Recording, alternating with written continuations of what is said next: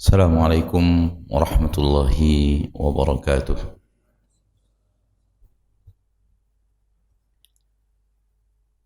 Innal hamdalillah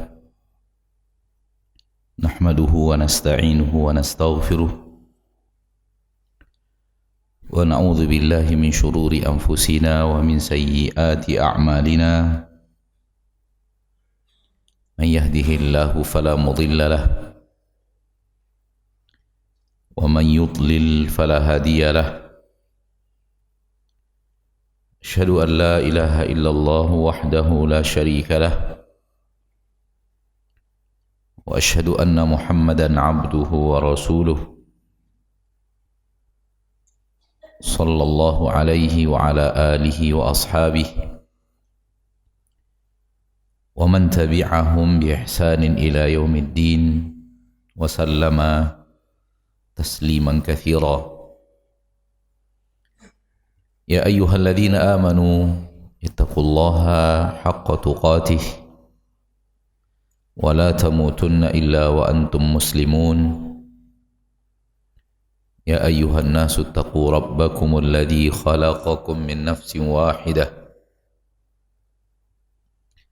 wa khalaqa minha zawjaha wa bassa minhuma rijalan katsiran wa nisaa'a. واتقوا الله الذي تساءلون به والأرحام إن الله كان عليكم رقيبا. يا أيها الذين آمنوا اتقوا الله وقولوا قولا سديدا يصلح لكم أعمالكم ويغفر لكم ذنوبكم ومن يطع الله ورسوله فقد فاز فوزا عظيما. أما بعد فإن أصدق الحديث كتاب الله وخير الهدي هدي محمد صلى الله عليه وسلم شر الأمور محدثاتها فإن كل محدثة بدعة وكل بدعة ضلالة وكل ضلالة في النار. Alhamdulillah, mari kita bersyukur kepada Allah Tabaraka wa Ta'ala, Rabb yang telah memberikan kepada kita rahmat dan nikmat yang sangat teramat banyak. Hari demi hari yang kita lalui bergelimang dengan rahmat dan nikmat tiada tara dan tiada terhingga, karunia dari Allah yang Maha Pengasih lagi Maha Penyayang. Ketahuilah bahwa nikmat-nikmat yang Allah berikan kepada kita saking banyaknya, kita nggak sanggup menghitungnya. Itu yang Allah katakan, wa in ta'uddu ni'matallahi la tuhsuha. Kalau kalian menghitung nikmat-nikmat Allah, takkan terhitung oleh kalian. Kalau antum disuruh untuk menghitung jumlah pasir di pinggir pantai, maka yang akan terjadi, kita tak sanggup menghitungnya. Nggak kuat kita untuk menghitungnya, saking banyaknya pasir itu. Maka itulah makna firman Allah Tabaraka wa Ta'ala, kalau kalian menghitung nikmat-nikmat Allah, tak sanggup kalian menghitungnya, saking banyaknya nikmat-nikmat tersebut. Dan apa yang Allah Tabaraka wa Ta'ala katakan adalah kebenaran mutlak. Karena Allah berbicara, wa huwa asdaqul qailin, dan Allah yang paling benar pembicaraannya. Dan ketika Allah mengatakan innahu bikulli syai'in alim, Allah maha mengetahui segala-galanya. Wa kana Allahu ala kulli syai'in hasiba, Allah maha menghitung segala-galanya. Ketika Allah Tabaraka wa Ta'ala mengatakan kepada kita bahwa saking banyaknya nikmat yang Allah berikan kepada kita, kita tidak akan sanggup menghitungnya, maka hal yang aneh kalau seandainya kita hidup tak merasakan nikmat yang banyak itu. Seharusnya kalau sedemikian banyaknya nikmat-nikmat Allah yang Allah berikan kepada kita, seharusnya terasa oleh kita Nikmat-nikmat yang banyak itu. Tapi sangat terlalu banyak manusia yang hidup di zaman kita sekarang ini, dia merasa nikmat itu tidak banyak. Tak terasa oleh dia nikmat yang banyak yang Allah katakan di dalam ayat tadi. Berbeda apa yang Allah nyatakan dengan apa yang dia rasakan.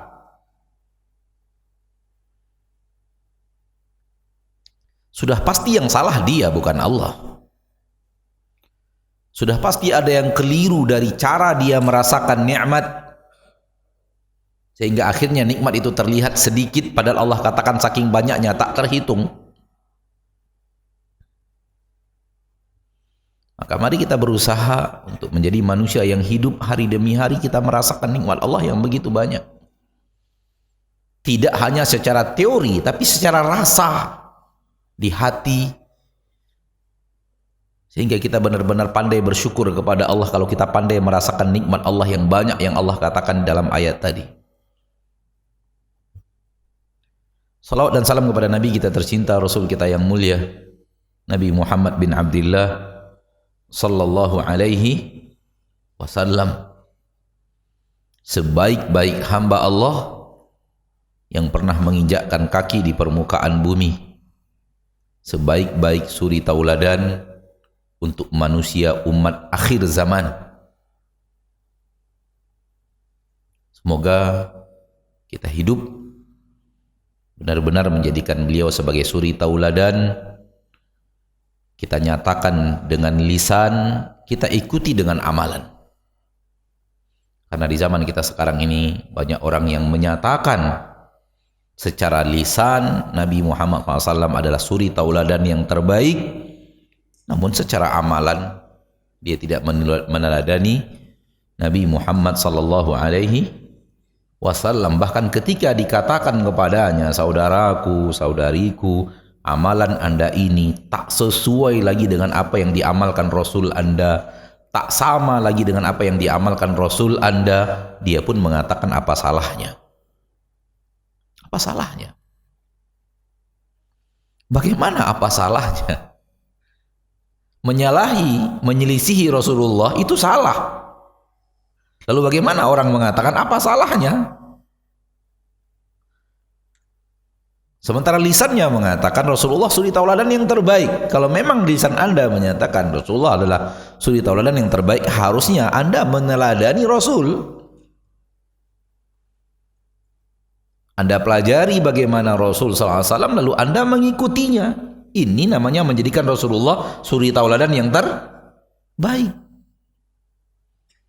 Namun sekarang ini dikatakan, ya akhi, amalan ini tak sesuai dengan amalan yang diamalkan Rasul. Sekian puluh tahun Rasul hidup, sekian tahun Rasul bersama para sahabat, tak pernah melakukan amal seperti ini. Apa salahnya? Yang saya inginkan kan kebaikan. Saya kan gak niat macam-macam. Niat saya baik. Niat yang baik sudah bagus. Namun harus diiringi dengan amal yang benar. Niat baik itu bagus sudah. Tak ada yang mengingkari bahwa niat baik adalah sesuatu yang sangat dibutuhkan. Namun niat yang baik harus bergandengan dengan amal yang benar. Tak cukup niat yang baik saja.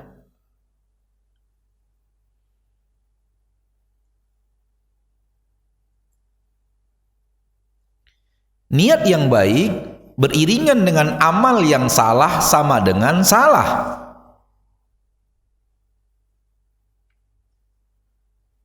Niat yang baik apabila beriringan dengan amal yang salah sama dengan salah. Demikian juga sebaliknya. Amal yang baik beriringan dengan niat yang salah adalah salah. Atau dua-duanya salah, lebih parah lagi, sudahlah amalnya salah, niatnya pun salah. Hanya satu jalan kebenaran. Niatnya baik, jalannya benar.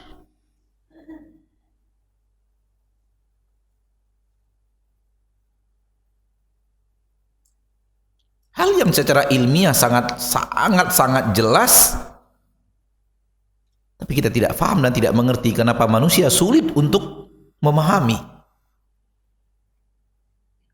Dan sampai sekarang masih terlalu banyak yang menyuarakan apa salahnya, yang penting apa salahnya walaupun berbeda, apa salahnya walaupun berbeda dengan apa yang diajarkan dan diamalkan Rasulullah sallallahu alaihi wasallam.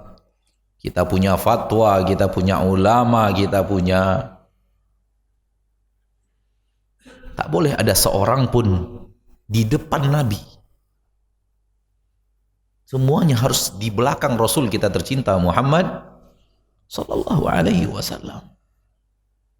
Ya ayyuhalladzina amanu la tuqaddimu baina yadayillahi wa rasulih. Hai orang-orang yang beriman, jangan dahului Allah, jangan dahului Rasulnya. Jangan berada di depan Allah dan Rasulnya. Kita ini pengikut Rasul. Pengikut di depan apa di belakang?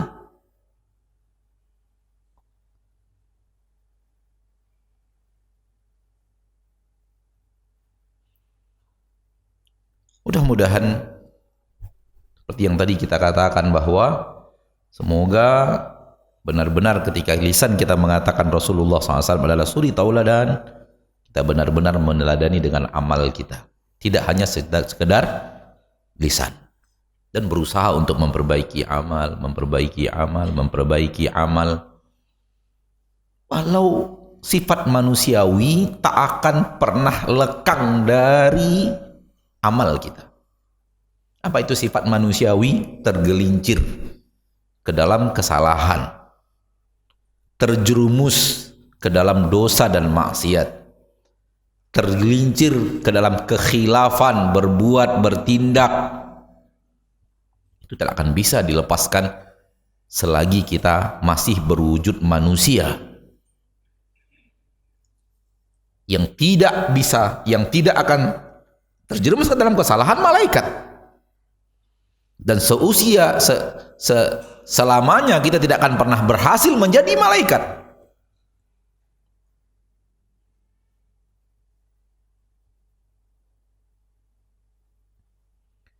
Bapak dan Ibu yang dimuliakan Allah Tabaraka wa Ta'ala Rabbul Izzati wal Jalal, perjalanan hidup kita di permukaan bumi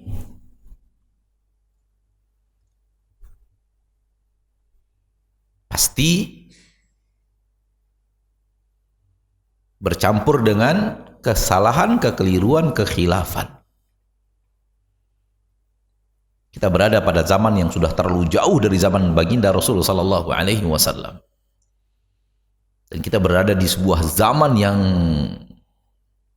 tidak bisa kita menyebut bagaimana fitnah menyebar, bagaimana syahwat menyebar, bagaimana maksiat dipandang biasa oleh manusia, bagaimana maksiat itu malah tidak dianggap sebagai maksiat, bagaimana orang yang melarang manusia dari maksiat maka dikatakan orang yang salah beragama, terlalu ekstrim beragama. Inilah zaman kita. Sehingga bagaimana mungkin seorang manusia hidup di permukaan bumi dalam kondisi yang seperti ini, tak tergelincir dalam kesalahan dan kekeliruan, kekhilafan dan kesalahan, kemaksiatan? Tak mungkin. Maka dalam agama kita tak ada seorang pun sekarang ini manusia suci dari dosa dan kesalahan. Nggak ada.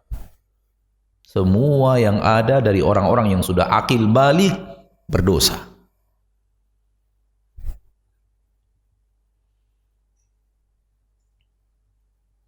Namun bukan berarti dibolehkan. Beda antara manusia berbuat yang baik namun tetap ada keadaan di mana dia tergelincir, di mana dia bersalah, dengan orang yang continue, berkelanjutan, istiqomah di atas maksiat. Itu beda. Yang satunya fitrah, yang satunya keingkaran. Menjadi orang yang bertakwa syaratnya tidak mesti tak boleh berbuat salah, bukan. Kalau itu syaratnya nggak ada seorang pun dari manusia kecuali para nabi dan para rasul yang bisa mencapai ketakwaan. Syarat menjadi orang yang bertakwa adalah menjalankan ketaatan kepada Allah dan meninggalkan kemaksiatan kepada Allah, namun sekali-kali dia terjerumus dan dia tidak lanjutkan, dan dia tidak continue, dan dia segera bertaubat dan minta ampun kepada Allah. Ini orang yang bertakwa.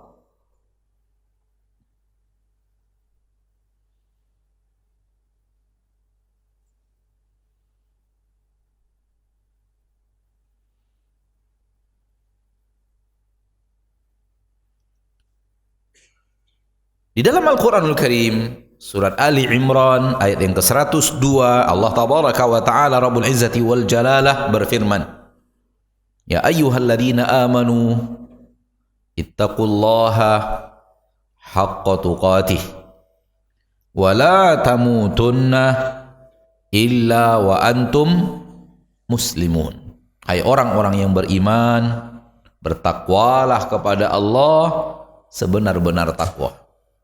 Sudah kita katakan tadi, orang yang bertakwa bukanlah orang yang tidak pernah berbuat dosa. Namun orang yang bertakwa adalah orang yang terjerumus ke dalam dosanya karena dia adalah manusia dan fitrah manusia adalah berbuat salah, pernah terjerumus ke dalam kesalahan dan kekeliruan, namun dia tidak lanjutkan dan tidak dia pertahankan dan dia tidak continue di atas kesalahan itu. Pagi ini melakukan dosa itu, siang diulang lagi, besok diulang lagi, besok diulang lagi. Ini namanya istiqamah di atas maksiat. Ini mengeluarkan seorang dari ketakwaan.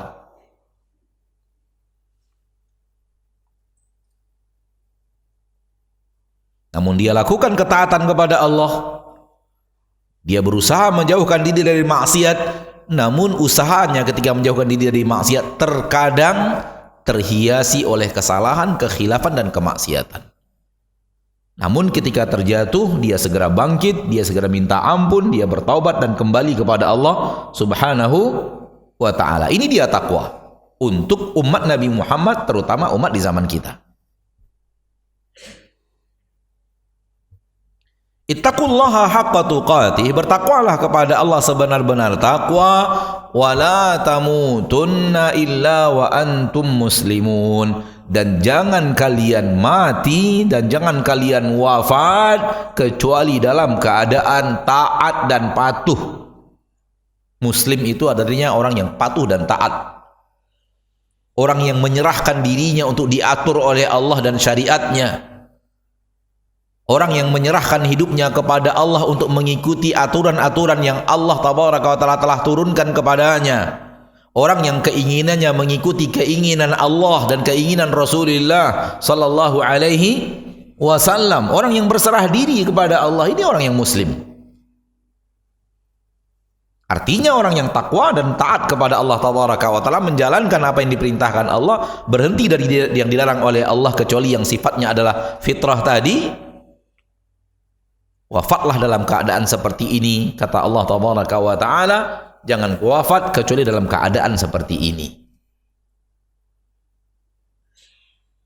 Ayat ini menyuruh kita untuk terus istiqamah di atas ketaatan dengan harapan ketika kematian datang kita di atas ketaatan itu. Kenapa? Karena kematian datang, kita tidak tahu kapan. Kematian rahasia. Wa ma tadri nafsum bi ayyi ardin tamut. Tak seorang pun jiwa tahu di belahan bumi mana dia akan diwafatkan Allah. Kematian menjadi rahasia ilahi, telah ditentukan waktunya, telah disebutkan tanggalnya, harinya, bulannya, tahunnya, sudah diketahui, Sudah disebutkan, sudah ditentukan. Masing-masing kita sudah punya jadwal itu. Hanya saja kita tidak tahu. Oleh karena itu ketika kematian itu datang pada tanggal yang telah Allah tentukan, hari yang Allah tentukan, bulan dan tahun yang Allah tentukan, di jam dan menit dan detik yang Allah tentukan, itu nggak bisa diundur sesaat, nggak bisa dimajukan sesaat.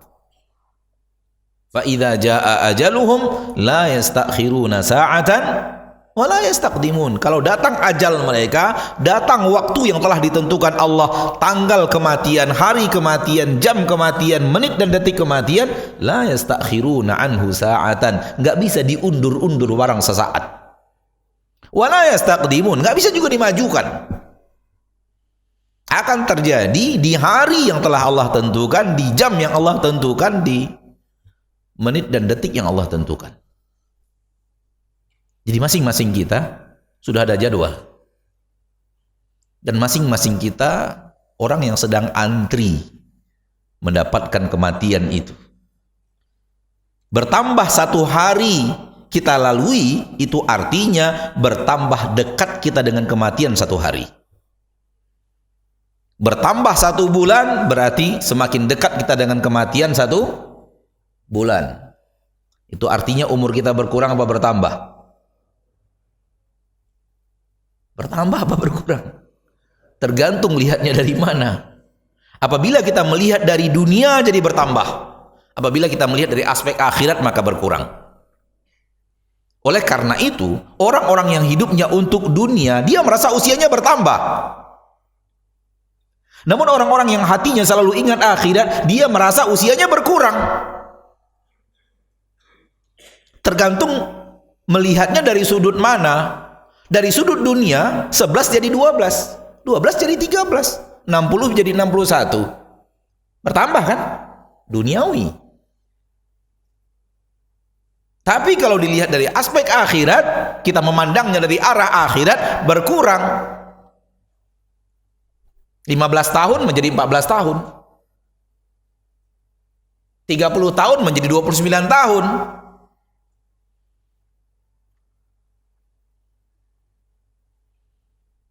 Maka tidak ada orang yang fokus kepada akhirat, bahagia dengan pertambahan usia, yang berbahagia dengannya penduduk bumi dan orang-orang pencinta dunia.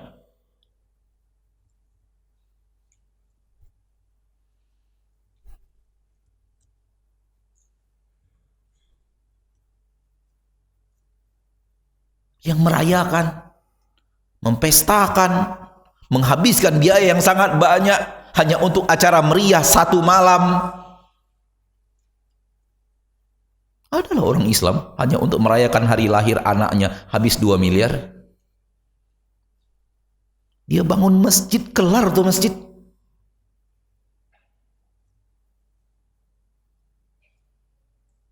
Tapi hanya untuk pesta satu malam. Dan itu tidak akan pernah terjadi kepada pencinta-pencinta akhirat.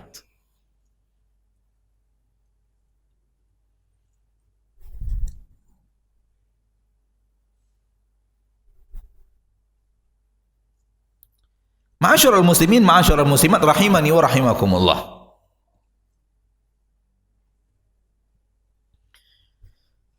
Masalah kematian semua kita sepakat. Dan semua kita sudah tahu. Dia pasti akan datang. Dan sudah ditentukan waktunya. Ditulis di Lauhul Mahfuz sebelum Allah menciptakan langit dan bumi. Ditulis di dalam rahim ibu kita sebelum kita lahir ke permukaan bumi.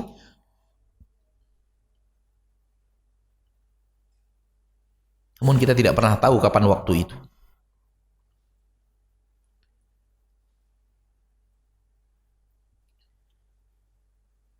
Perbedaan yang pandang yang berbeda antara orang-orang yang beriman kepada Allah dan Rasulnya, beriman kepada Al-Quran, beriman kepada hari akhir, dengan orang-orang yang tidak beriman kepada Allah dan Rasulnya dan tidak beriman kepada hari akhir, atau terlalu minim imannya kepada Allah dan Rasulnya dan hari akhir. Sudut pandang yang berbeda adalah orang yang beriman kepada Allah dan Rasulnya dan hari akhir Mereka sangat merasakan bahwa setelah kematian adalah balasan ganjaran atas seluruh amalan sebelum kematian.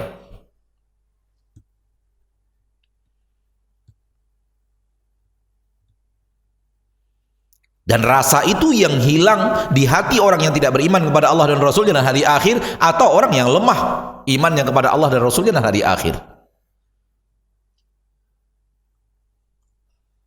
Sehingga hilang rasa, walaupun dia muslim, tapi rasa bahwa setelah kematian adalah ganjaran, balasan atas apa yang ada sebelum kematian.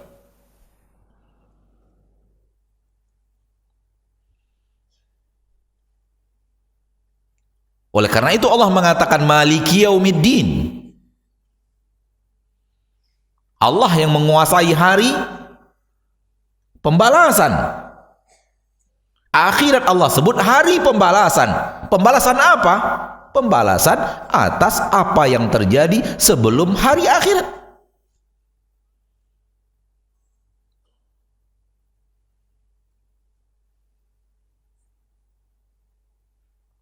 Semua kita pasti akan ke akhirat. Ada yang ragu? Ada yang ragu di majelis ini? Saya ragu kalau saya akan ke akhirat. Tolong tunjuk tangan. Kalau ada yang tunjuk tangan, salah satu saya. Kalau tidak, dia yang keluar, saya yang keluar.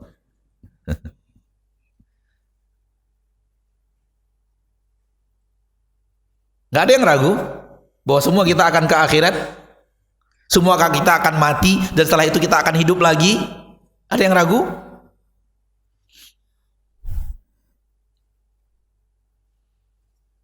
Berarti akan ada kehidupan kita yang kedua yang kita yakini. Setelah kematian ada kehidupan yang kedua, ada hari berbangkit dari kubur, kita akan dihidupkan lagi, disusun oleh Allah lagi seperti yang sekarang, namun dalam rangka yang lebih besar, dalam postur tubuh yang lebih besar, 60 hasta setinggi ayah kita Adam, tapi seperti yang sekarang, sampai jari jemarinya pun seperti jari jari yang sekarang, dan sidik jarinya pun seperti sidik jari yang sekarang.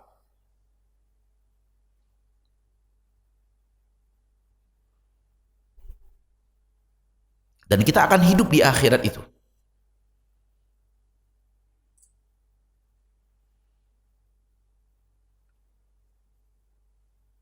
Hal yang harus selalu kita hadirkan di dalam hati kita adalah apa yang akan terjadi di akhirat kelak adalah apa yang kita lakukan di dunia ini.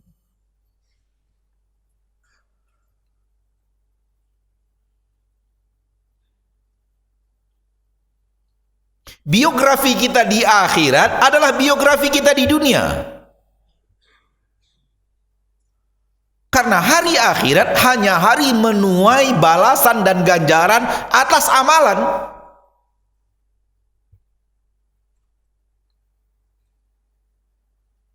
Hari di mana Allah membayar keburukan dengan keburukan, kebaikan dengan kebaikan, keburukan dengan keburukan, kecuali dimaafkan.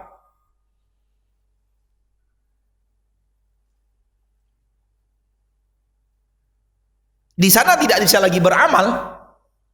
Di sana tidak ada lagi sholat. Di sana tidak ada lagi puasa. Di sana tidak ada lagi berinfak. Di sana tidak ada lagi amanah. Di sana tidak ada lagi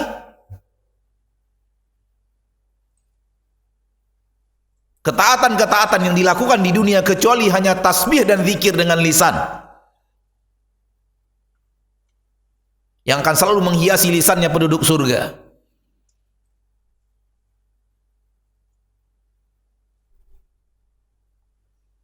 Adapun sholat, zakat, puasa, haji, umrah, baca Al-Quran dan yang lainnya sudah tidak ada lagi di akhirat. Kenapa? Itu bukan hari amal. Negeri itu bukan negeri beramal, negeri menerima ganjaran.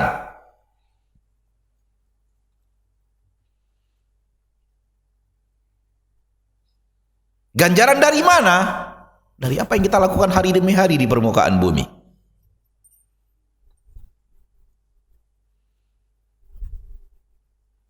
Izinkan saya mengatakan, hari demi hari yang kita lalui di permukaan bumi ini adalah kita mengukir biografi akhirat.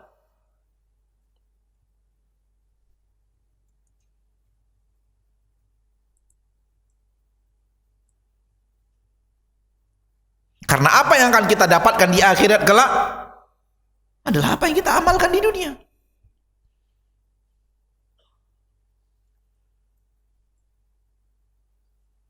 Kalau yang dilakukan di dunia kebaikan,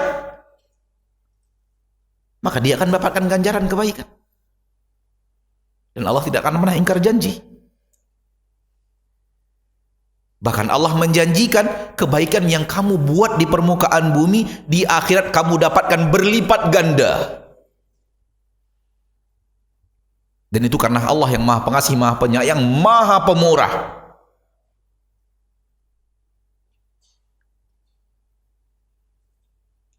Amal kecil yang kalian lakukan akan Allah lipat gandakan sampai menjadi gunung yang besar di akhirat.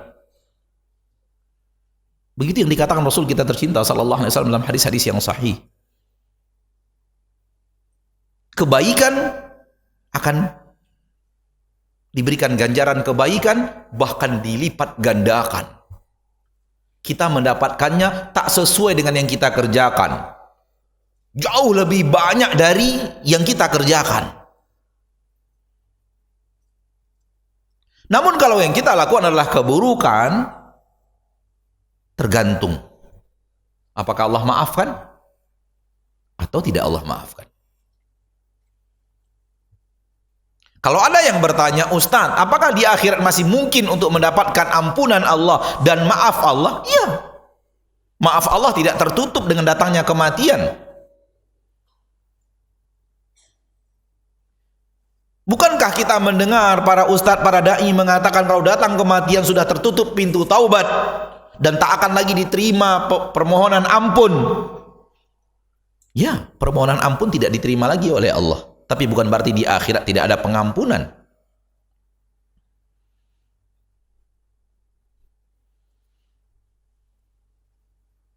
Taubat yang tidak diterima, di akhirat masih ada pengampunan.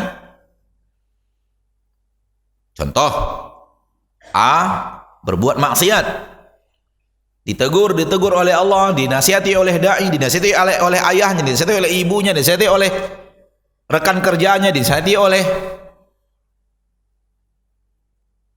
anaknya sendiri, tetap tidak mau. Sampai akhir hayatnya tetap tidak meninggalkan maksiat itu. Ketika detik-detik kematian datang baru dia minta ampun kepada Allah, tak diterima lagi kalau dalam kondisi seperti ini. Tapi kalau sebelum itu, bahkan sehari sebelumnya, Allah masih terima. Allah akan masih mengampunkan di permukaan bumi. Berarti dia masuk menghadap Allah dengan dosa maksiat, bukan dosa syirik dan dosa kufur. Permohonan ampunnya tak lagi digubris oleh Allah tabaraka wa ta'ala. Namun apakah di akhirat Allah akan masih mau mengampunkan? Ya, kalau Allah mau mengampunkan masih bisa. Masih ada kesempatan untuk apa? Diampuni. Tapi tak seperti yang tadi. Berbeda dengan orang yang bertobat kepada Allah sebulan, kemudian benar-benar diterima oleh Allah taubatnya, kemudian dia wafat setelah itu, di akhirat dia akan mendapatkan pengampunan karena tobat yang telah dia lakukan di permukaan bumi. Tak akan diadab lagi atas dosa dan maksiat yang dia telah bertobat darinya.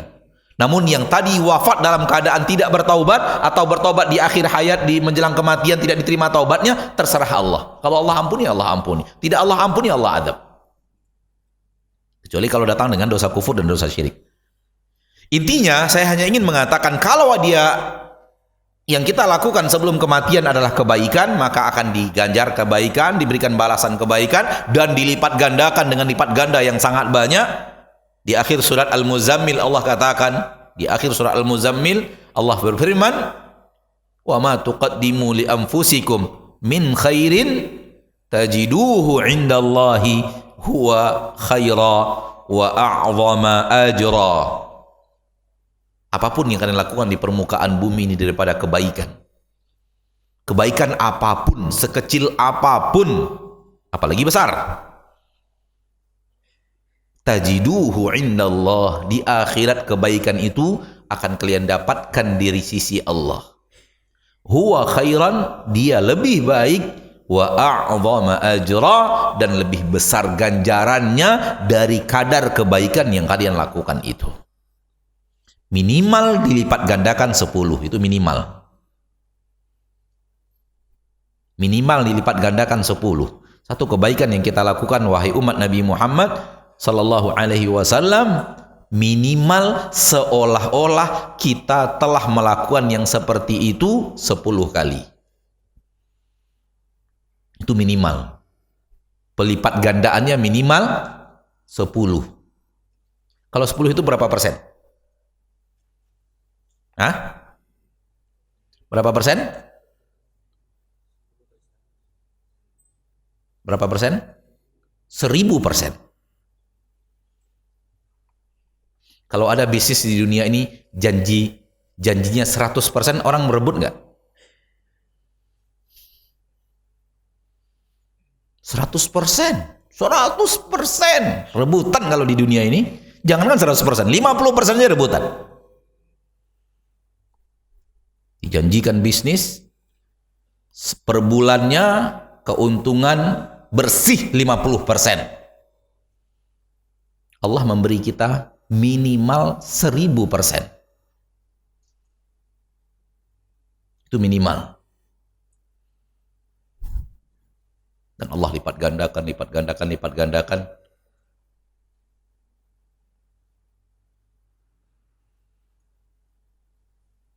Itu kalau kebaikan. Namun kalau yang terjadi adalah keburukan, tergantung. Apakah nanti mendapatkan maaf dari Allah? Yang kita maksud adalah keburukan yang kita tidak bertaubat.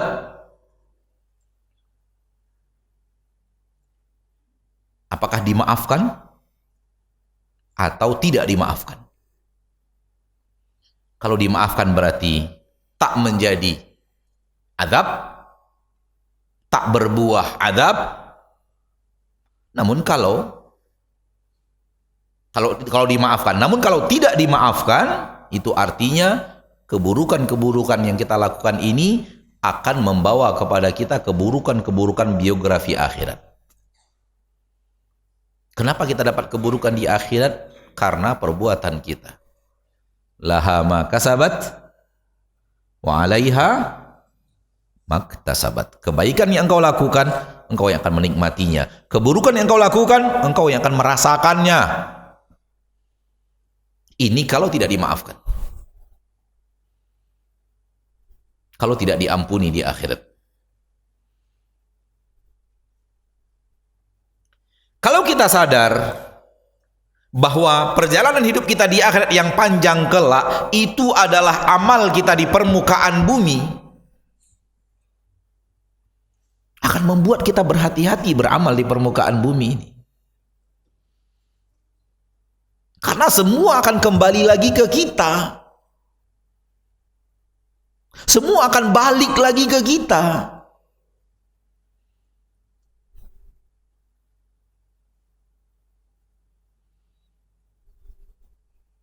Allah sudah sampaikan dalam ayat-ayatnya, Allah sudah sampaikan melalui Rasulnya, dan orang-orang yang menyebarkan apa yang disampaikan Allah dan Rasulnya salah menyampaikan kepada kita.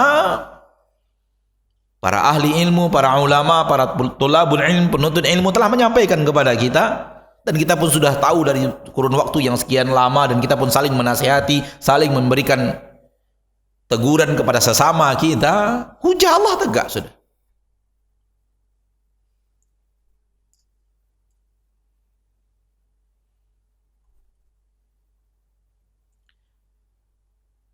Maka jangan salahkan siapa-siapa kalau di akhirat mendapatkan keburukan.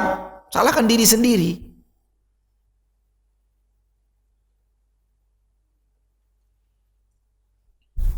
Dan ini yang harus kita lakukan sebelum datangnya kematian. Membuat biografi yang baik di dunia agar biografi kita di akhirat pun adalah kebaikan. Allah tidak akan pernah menzolimi hambanya, tak akan pernah menghukum hambanya karena dosa orang lain, kecuali hanya dalam satu bab. Dosa orang lain kita yang tanggung.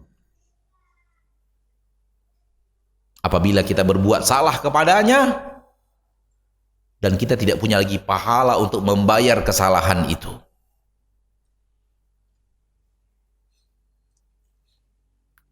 Ini Ini satu-satunya kita tahu, dosa orang lain kita yang merasakan akibatnya. Itu pun karena kita berdosa juga kepada dia. Namun pahala kita nggak ada lagi untuk bayar kesalahan itu. Kalau bukan ini, maka tak ada. Dosa orang kita yang tanggung, itu nggak ada.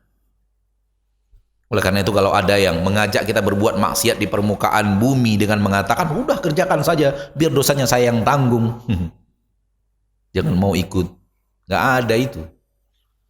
Itu hanya ajakan-ajakan syaitaniyah, beraroma syaitan.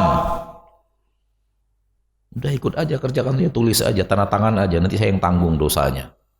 Kan saya bosnya kamu, suruh kamu, bukan kamu yang mau lakukan. Enggak, tanda tangan kita yang melakukan, kita yang mempertanggungjawabkan di hadapan Allah, kita yang dapat dosanya. Dia dapat dosa menyuruh kita, memerintahkan kita, dia dapat dosa.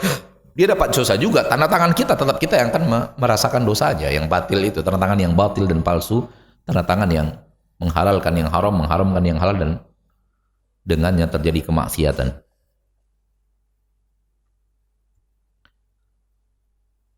Kita tahu ada pembalasan di akhirat. Kezaliman kita kepada manusia itu akan tuntut, dan kita harus bayar. Namun bayarnya pakai amal. Karena nggak ada dinar, nggak ada dirham, nggak ada uang, nggak ada rupiah di sana, nggak ada harta. Yang ada harta kita adalah amal yang kita lakukan di permukaan bumi. Na'udzubillah min dzalik. Itulah yang akan kita gunakan untuk membayar orang-orang yang kita zolimi. Bayar. Berarti pahala kita dia yang dapat. Hal yang sama, kita dizolimi orang, kita nuntut, pahala dia kita dapatkan. Namun dosa orang lain kita tanggung, itu nggak ada, kecuali bab yang satu tadi. Pahalanya sudah habis untuk bayar kezoliman, nggak ada lagi cara untuk membayar, karena pahala harta yang dia miliki yaitu pahala sudah habis. Satu-satunya cara, dosa orang itu ditransfer ke dirinya, dan dia yang akan menanggung dosanya. Ma'asyiral muslimin, ma'asyiral muslimat, itulah hari demi hari kita di permukaan bumi sampai datangnya kematian. Sampai datangnya kematian. Maka jangan pernah merasa senang telah berbuat dosa. Jangan pernah merasa bahagia setelah melakukan pelanggaran kepada Allah Ta'ala.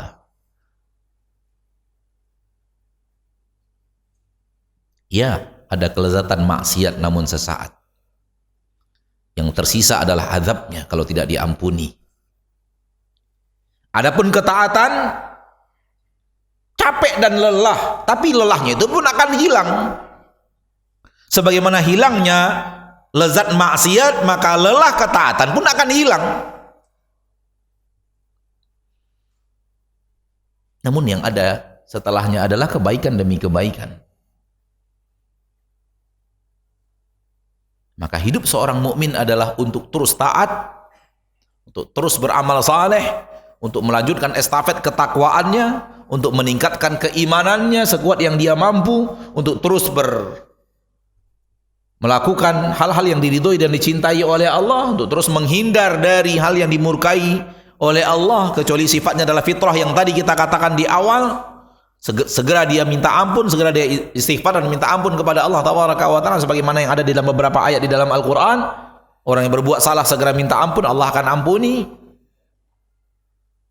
Seperti itulah hidup seorang mukmin sampai datangnya kematian. Hendaklah kita berusaha untuk itu. Oleh karena itu, izinkan saya di akhir bahasan ini mengatakan bahwa kalau kita ada waktu kosong, ada waktu longgar, atau mungkin menjelang tidur, entah malam ini, entah lusa dan yang lainnya,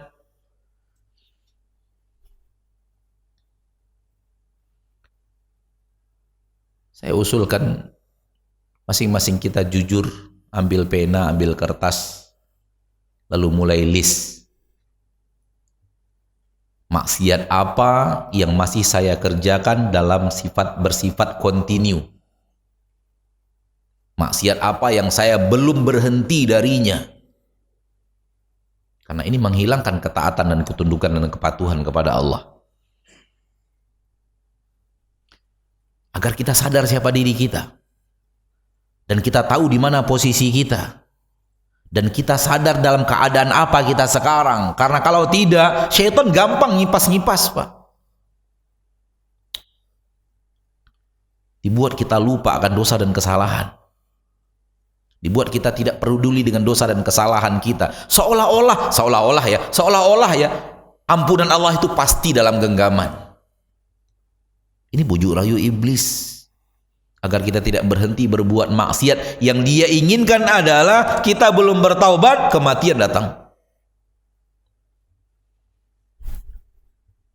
Di zaman kita sekarang ini terlalu banyak orang yang masih memiliki dosa dan maksiat yang bersifat kontinu, tapi dia merasa soleh. Dari mana datang rasa soleh itu? Kalau bukan dari syaitan.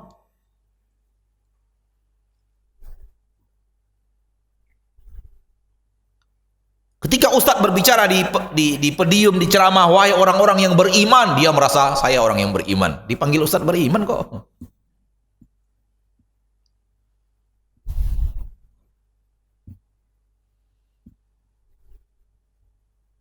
Maka ambil kertas, jujur kepada diri sendiri. Maksiat, dosa besar yang saya belum berhenti melakukannya. 1, 2, 3.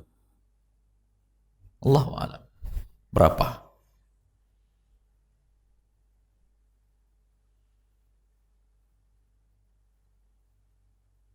Setelah dapat angka-angka itu, kita baru sadar siapa diri kita. Ternyata masih berlumur dengan maksiat. Yang harus dan wajib bertaubat sebelum datangnya kematian. Mumpung masih diterima dan dibuka pintu taubat.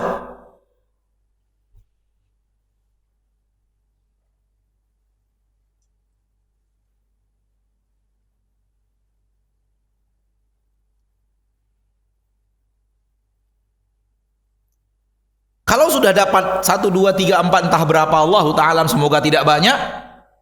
Lalu kita bertanya, kapan saya akan bertobat dari yang pertama? Kapan saya akan bertobat dari poin yang kedua? Kapan saya akan bertobat dari poin yang ketiga? Kapan saya akan bertobat dari poin yang keempat?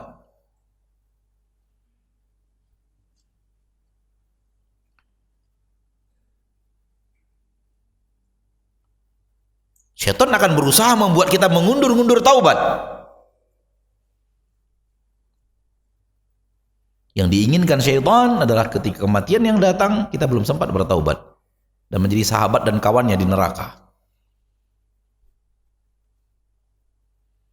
Apalagi di zaman kita sekarang. Zaman di mana kematian banyak datangnya mendadak. Di akhir zaman akan banyak orang yang matinya mendadak. Salah satu ciri-ciri kiamat sudah dekat, ciri-ciri kiamat kecil adalah banyaknya terjadi kematian tiba-tiba.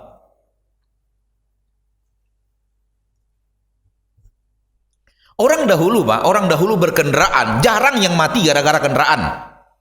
Sekarang tiap hari. Betul tak? Tiap hari ada yang mati gara-gara kecelakaan kendaraan. Dulu kecelakaan kendaraan paling patah-patah.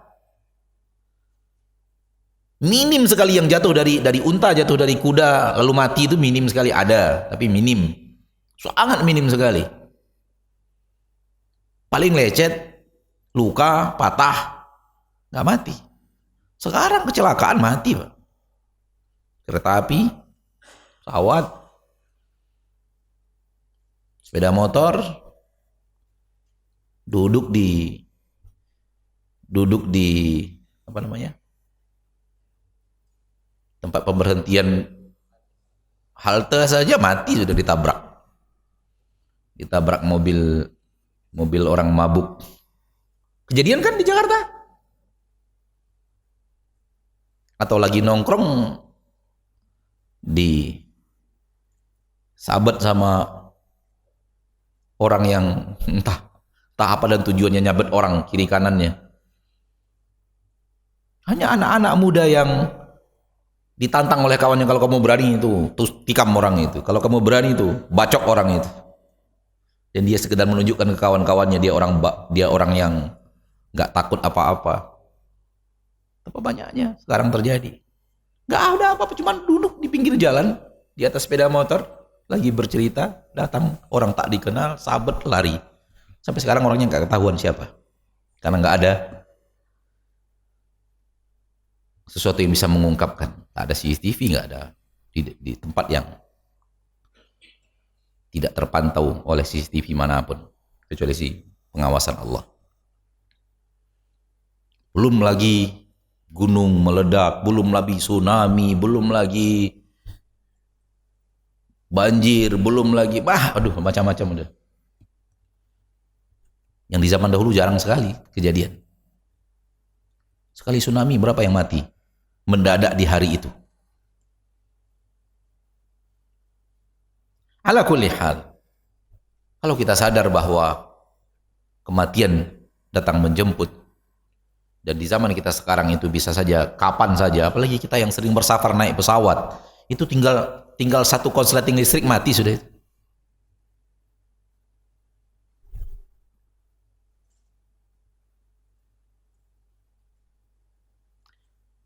Namun banyak yang tak merasa bahwa kematian bisa datang mendadak dan hanyut. Orang yang beriman selalu ingat kematian. Rasul menyuruh kita selalu ingat kematian. Untuk apa? Untuk bersiap. Untuk bersiap dengan bertaubat, minta ampun kepada Allah dosa dan kesalahan kita.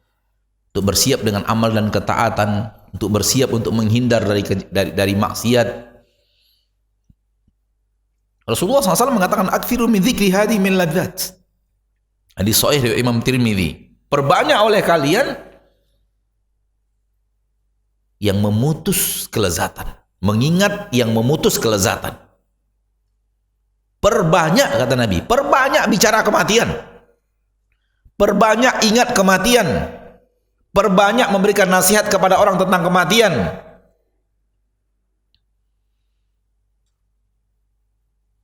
Imam Hasan Al-Basri suatu saat ada hajat di rumah beliau dan mengundang masyarakat untuk datang, dan datanglah masyarakat, diantaranya alim ulama. Dan di penghujung acara Imam Hasan Al-Basri meminta sebahagian daripada ahli ilmu yang datang di rumah beliau untuk memberikan nasihat. Dan ahli ilmu itu memberikan nasihat tentang kematian, tentang apa yang terjadi setelah kematian, dan membuat mayoritas yang hadir menangis dan pulang dalam keadaan seperti itu. Berakhir karena itu acara terakhir nasihat, dan mereka menangis, hati mereka bersedih karena diingatkan akan kematian, diingatkan akan hari akhirat, dan bubar acara dan mereka kembali ke rumah mereka masing-masing dalam kondisi seperti itu. Kata Imam Hasan Al-Basri, beginilah keadaan para sahabat terdahulu, sering seperti ini kehidupan mereka. Kalau kumpul ada yang nasihati tentang kematian, bubarnya nangis. Kalau berkumpul ada yang bicara tentang akhirat, mereka menangis dan bubarnya dalam keadaan mengingat akhirat dan menangis. Begini keadaan kaum sebelum kita, yaitu para sahabat, kata Imam Hasan Al-Basri. Karena Imam Hasan Al-Basri bertemu dengan sahabat dan tidak bertemu dengan Nabi Muhammad sallallahu alaihi wasallam. Maka penting untuk ingat kematian, memberikan nasihat tentang kematian, menyebut-nyebut kematian. Dan ini indikasi pencinta akhirat. Adapun pencinta dunia paling malas bicara kematian. Mereka akan mengatakan hidup umur masih panjang, dunia belum berakhir dan semacamnya. Ini kalimat-kalimat pencinta dunia.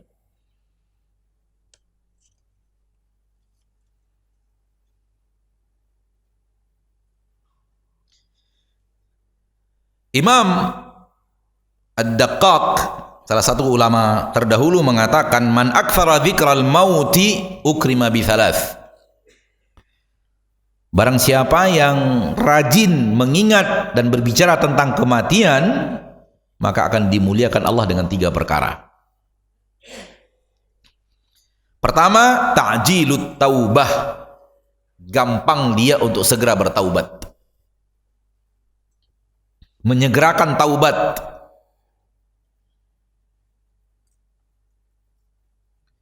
Wa qana'atil qalbi. Wa qana'atul qalbi.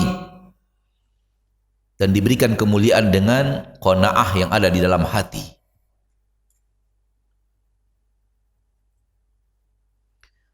Wa nasyatul ibadati. Yang ketiga, diberikan kemuliaan kepadanya, dia memiliki semangat untuk beribadah. Ini faedah mengingat apa? Kematian. Taubat dan qanaah terhadap dunia, rajin ibadah, tamak akan akhirat.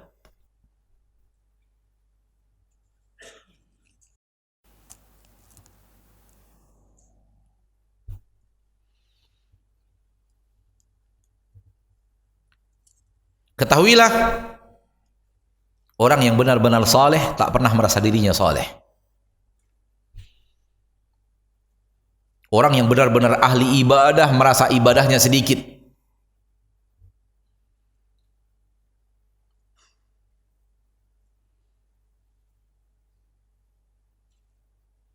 Jadi kalau kita merasa ibadah kita banyak, kita bukan ahli ibadah. Kalau kita sudah merasa saleh, ada kemungkinan kita bukan orang saleh. Karena orang saleh biasanya merasa dirinya belum saleh. Masih banyak dosa dan maksiat.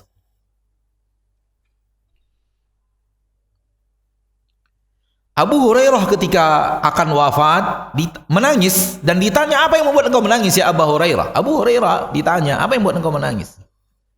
Beliau mengatakan, panjangnya perjalanan dan sedikitnya bekal.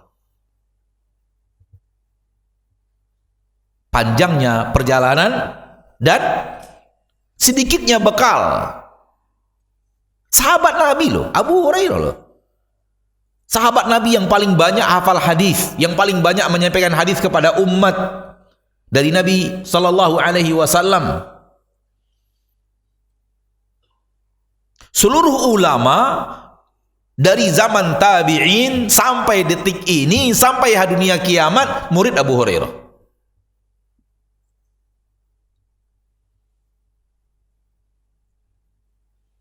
Karena tidak ada orang yang belajar ilmu agama yang tidak belajar dari Abu Hurairah. Antum yang tidak ulama aja murid Abu Hurairah. Karena antum selalu dengarkan dari Ustadz an Abu Hurairah, dari Abu Hurairah dari Nabi SAW, dari Abu Hurairah dari Nabi SAW, dari Abu Hurairah dari Nabi Sallallahu Alaihi Wasallam. Itu baru dari satu ilmu hadis. Ilmu yang bermanfaat yang diwariskan dari generasi ke generasi sampai dunia kiamat.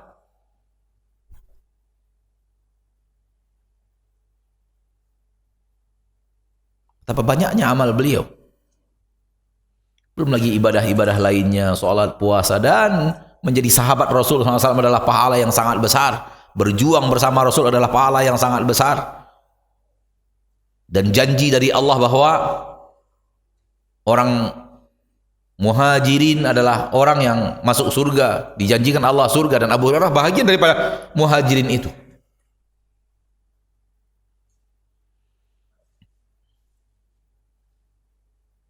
Tapi ketika wafat merasa amalnya apa?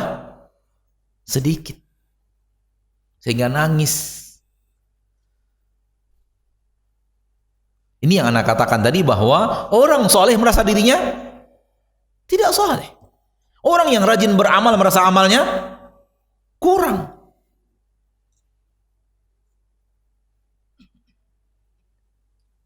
Hal yang sama seorang tabi'in, Fudail bin Iyad. Ketika ditanya kepadanya, kenapa engkau menangis di akhir hayatnya, dia mengatakan, bu'du safari wa qillatu zadi. Panjangnya perjalanan dan sedikitnya bekal. Padahal ulama, murid para sahabat. Yang sampai sekarang ini, perkataan-perkataan beliau tentang agama, nasihat-nasihat beliau, syarah-syarah beliau terhadap hadis menjadi ilmu para ahli ilmu dan para penuntut ilmu. Tapi tetap menganggap amalannya sedikit. Sahabat Nabi Muawiyah bin Abi Sufyan, ketika akan datang kematian kepada beliau, beliau berkata, "Ya Rabbi, wahai Rabbku, irhami syaikhal asi, rahmati orang tua yang rajin berbuat maksiat ini. Dzal qalbil qasi, yang punya hati yang keras ini. Allahumma aqilil athrah waghfiriz zallah." Ya Allah, letakkan kesalahan-kesalahanku, maksudnya maafkan, dan ampuni dosa-dosa dan ketergelinciranku. Wajud bihilmika ala man la yarju ghairak, dan berikan kasih sayangmu kepada orang yang tidak pernah berharap kecuali engkau. Wala yafiqu bi ahadin siwak, dan tidak pernah percaya kepada siapapun selain engkau. Lihat sahabat Nabi,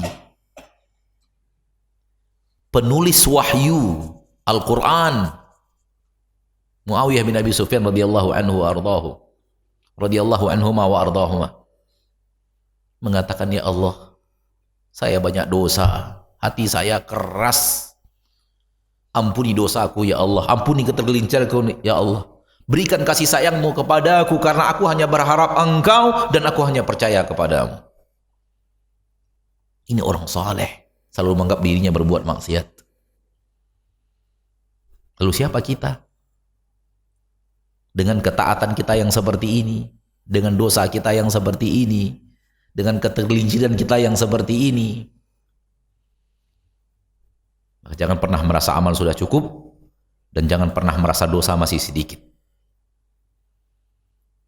Semoga dengan itu kita bersemangat beribadah, segera kita bertaubat, dan kita tidak tamak terhadap dunia dan isinya. Wallahu ta'ala alam. Ini yang bisa saya sampaikan secara materi, dan waktu yang tersisa kita gunakan untuk menjawab beberapa pertanyaan. Semoga nasihat-nasihat yang hanya menambah nasihat yang sudah antum terima berulang-ulang dari para asatidz yang berbicara tentang kematian. Pasti tausiah tentang kematian sudah banyak antum dengarkan, namun itu sesuatu yang memang layak untuk diulang-ulang, layak untuk diingat-ingatkan lagi, layak untuk diangkat terus, karena memang semua kita adalah orang yang sedang antri menuju kematian itu. Kita tidak tahu apakah besok, apakah 1 pekan lagi, apakah 1 bulan lagi, apakah 1 tahun lagi, kematian itu akan datang menjemput kita. Namun pasti, kalau hari ini tidak datang, dia pasti datang pada hari berikutnya. Wallahu ta'ala alam. Nah. Thayyib, jazakallah kepada Ustadz yang sudah menyampaikan materi kajian pada kita semua. Semoga ini menjadi amal baik kita semua. Untuk sesi pertanyaan, Ustadz, ada pertanyaan. Yang pertama, apa kiat-kiat untuk mempersiapkan kita kematian dalam keadaan husnul khotimah? Kiat-kiatnya, Ustadz.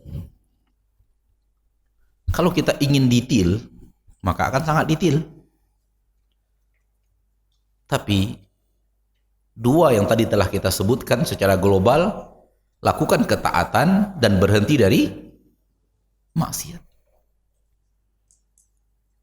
Berhenti dari maksiat, di dalamnya ada taubat, minta ampun kepada Allah atas dosa dan kesalahan kita, dan lanjutkan berhenti dari maksiat itu. Tinggalkan teman-teman yang rajin berbuat maksiat bersama kita, tinggalkan arena-arena maksiat, tinggalkan tontonan-tontonan maksiat. Berbarislah di barisan sholat berjamaah, terutama laki-laki. Berbarislah di barisan orang yang rajin zikir, rajin membaca Al-Quran, menghafal Al-Quran kalau bisa. Tidak hanya sekedar duduk di majelis ilmu, amalkan ilmu tersebut. Jangan jauh-jauh dari Al-Quran, jangan jauh-jauh dari masjid, jangan jauh-jauh daripada orang yang tawasi bil haq wa tawasi bil sabr. Berjuang dengan tenaga, atau berjuang dengan harta, atau berjuang dengan ilmu yang kita miliki untuk agama Allah. peduli kepada sesama, silaturahim kepada orang yang memiliki hubungan kekerabatan, berbakti kepada orang tua, melihat orang yang sakit, melihat orang-orang yang ditimpa musibah dan kemudian membantu mengulurkan sebahagian daripada apa yang Allah rezekikan kepada kita. Semua ini materi untuk persiapan kematian. Seluruh ketaatan dan seluruh kemaksiatan berhenti darinya. Semua materi untuk persiapan kematian. Karena kita disuruh wafat dalam keadaan patuh dan taat kepada Allah. Dan patuh dan taat kepada Allah poin umumnya dua. Lakukan ketaatan, hindari kemaksiatan.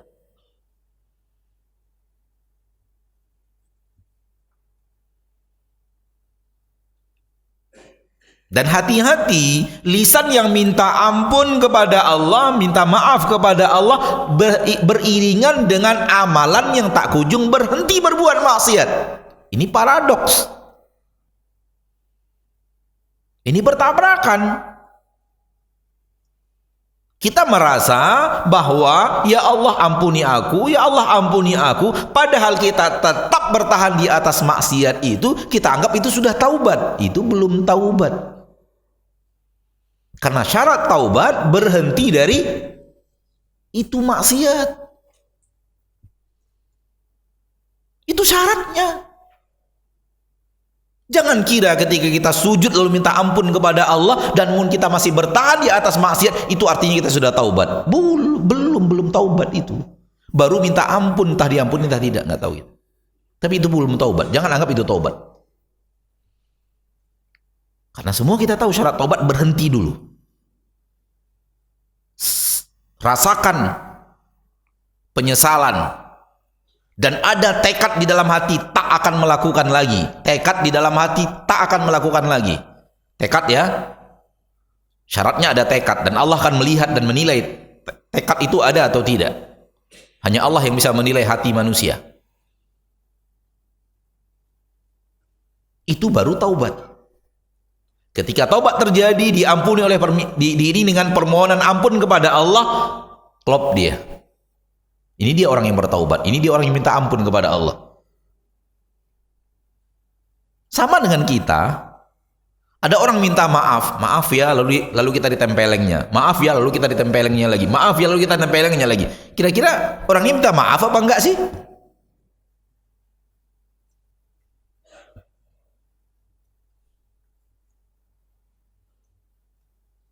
Kalau dia serius minta maaf, dia tidak akan lakukan lagi hal yang menyakiti kita.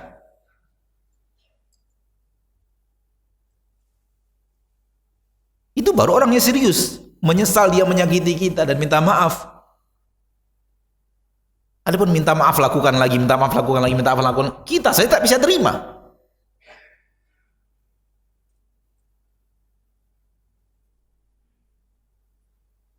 Maka masing-masing kita punya kadar ilmu masing-masing, dan manusia dalam kadar ilmu tentang syariat Allah bervariasi, dan Allah akan tuntut kita sesuai dengan kadar ilmu itu. Tak Allah berikan kepada kita kewajiban di atas kemampuan kita, di luar kemampuan kita. Maka masing-masing kita dengan kadar ilmu yang telah kita ketahui daripada yang halal, lakukan. Daripada hal yang diridhoi Allah, laksanakan. Daripada hal yang dicintai Allah, kerjakan. Dan sesuai dengan kadar ilmu kita dari hal yang tidak dicintai Allah, dimurkai Allah, dibenci oleh Allah, tinggalkan. Dan itulah persiapan hari demi hari sampai datangnya hari terakhir dalam kehidupan kita. Nah, pertanyaan kedua, Ustadz, sebab apa atau karena apa Allah dapat memberi ampunan ketika kita sudah dalam kematian atau di akhirat? Banyak. Amal saleh bisa mendatangkan pengampunan. Ketaatan kepada orang tua bisa mendatangkan pengampunan. Berdakwah bisa mendatangkan pengampunan dari Allah Tabaraka wa Ta'ala. Istiqomah di atas tauhid itu yang paling utama, adalah sarana untuk mendapatkan pengampunan dari Allah Tabaraka wa Ta'ala. Dan permohonan-permohonan ampun kita di dunia juga sarana bisa mendatangkan ampunan di akhirat. Tapi dengan syarat wafat dalam keadaan muslim, la ilaha illallahnya tidak runtuh dengan kekufuran dan kesyirikan. Itu syaratnya. Tapi kalau la ilaha illallahnya sudah runtuh dengan kekufuran dan kesyirikan besar, maka tak akan ada kesempatan untuk mendapatkan pengampunan dari Allah. Dan itu sudah Allah katakan di dalam Al-Quran. Innallaha la yaghfiru ayyushraka bihi wa yaghfiru ma duna dzalika liman yasha. Allah tak akan ampuni kalau Allah disekutukan. Namun Allah mengampuni selain itu. Kalau bukan syirik, Allah ampuni. Namun liman yasha'u, untuk orang-orang yang Allah pilih. Untuk orang-orang yang Allah kehendaki. Nggak semuanya juga, tergantung pilihan Allah. Namun masih ada kesempatan untuk mendapatkan pengampunan dengan syarat tidak berbuat syirik. Kalau berbuat syirik, la ilaha illallahnya hancur. Kalau la ilaha illallahnya hancur, berarti dia menghadap Allah bukan sebagai seorang muslim. Walau ketika dia wafat, orang mengira dia muslim dan orang menyolatkan.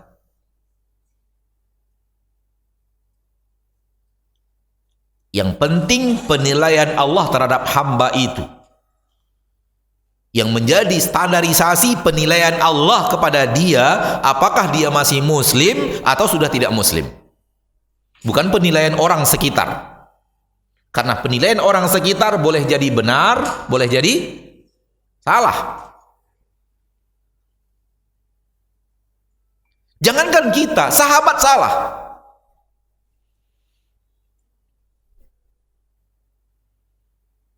Ada orang yang berjuang luar biasa, lalu para sahabat memuji-mujinya. Di medan jihad, perang bersama para sahabat, bersama Rasul kita tercinta, menegakkan agama Allah, menegakkan la ilaha illallah bersama Rasulullah SAW. Ketika terlalu banyak sahabat yang memuji-muji kegagahannya, keberaniannya di medan jihad, selalu berada di barisan terdepan, Rasulullah SAW mengatakan, huwa finnar, dia di neraka. Dan hadisnya sahih dalam Sahih Bukhari dan Sahih Muslim.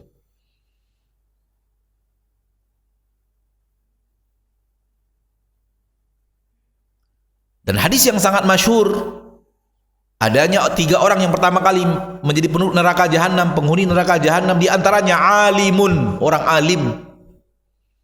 Dunia, manusia di dunia mengakui dia orang alim, ahli ilmu yang mengajarkan agama kepada manusia. Berarti diakui oleh orang sebagai orang saleh, seorang ulama, seorang ahli ilmu,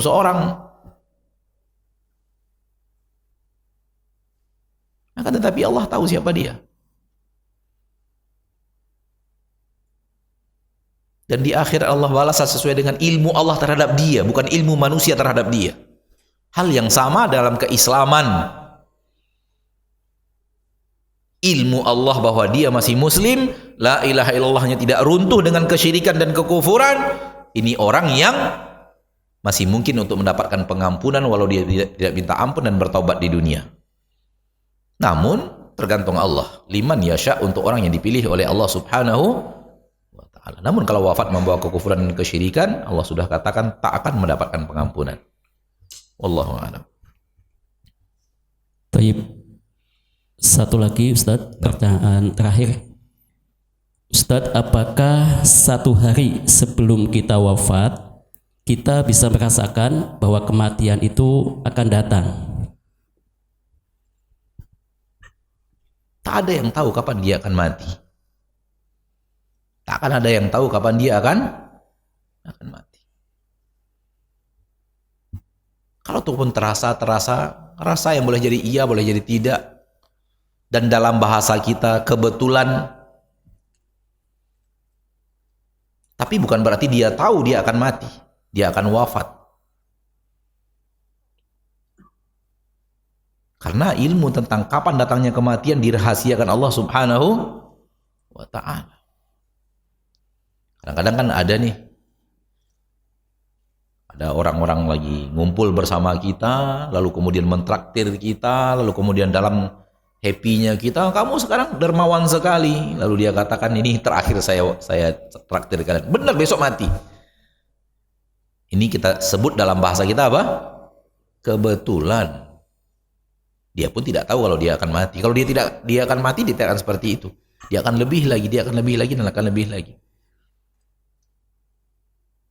Namun kadang-kadang keluar kata-kata yang ketika dia wafat dikaitkan dengan hal-hal yang dia ucapkan sebelumnya. Wallahu ta'ala alam. Sampai di sini pertemuan kita pada kesempatan yang berbahagia ini. Semoga Allah tabaraka wa ta'ala menjadikan kita hamba-hamba yang selalu melakukan persiapan hari demi harinya untuk hari akhirat. Dan persiapan itu akan berakhir dengan kematian. Itu final persiapan. Dan orang yang wafat di atas husnul khatimah, dia adalah orang yang sampai di garis finish. Dan akan mendapatkan kemenangan. Dan barang siapa yang sampai di garis finish dalam keadaan su'ul khatimah, maka na'udzubillah summa na'udzubillah min dzalik, apa yang akan ada di setelahnya adalah lebih berat daripada apa yang terjadi di permukaan bumi. Semoga Allah wafatkan kita semua di atas husnul khatimah. Semoga Allah tabaraka wa ta'ala ampunkan dosa kita di yaumil hisab. Semoga Allah kuatkan kita di saat melintas di atas sirat. Subhanakallahumma wa bihamdika asyhadu an la ilaha illa anta astaghfiruka wa atubu ilaik. Assalamualaikum warahmatullahi wabarakatuh.